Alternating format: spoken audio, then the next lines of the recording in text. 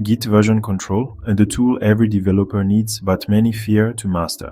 Today we're taking a visual journey through Git's essential concepts ranked by importance and usage frequency. Let's transform confusion into confidence. First, the foundation. A Git repository is your project home, a folder that tracks every change in your code's history.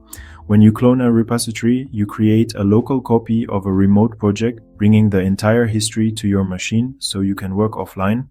Your working directory is where the magic happens, your playground for editing files.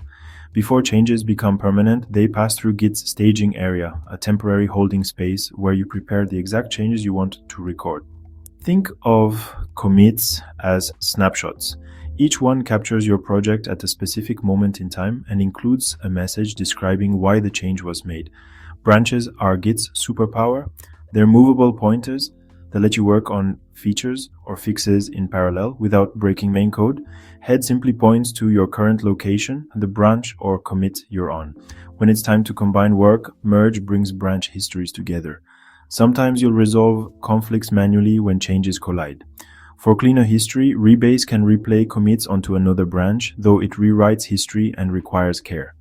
Collaboration is where Git truly shines. Push uploads your commits to share with others. Pull fetches and merges remote changes into your local branch. Fetch alone just downloads updates so you can inspect them before merging. Need to undo something? Reset moves, head to another commit, changing staged and working state.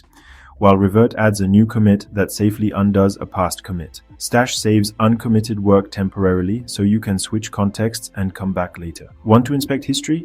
Log shows, commits, diff compares changes, tags mark releases for easy reference.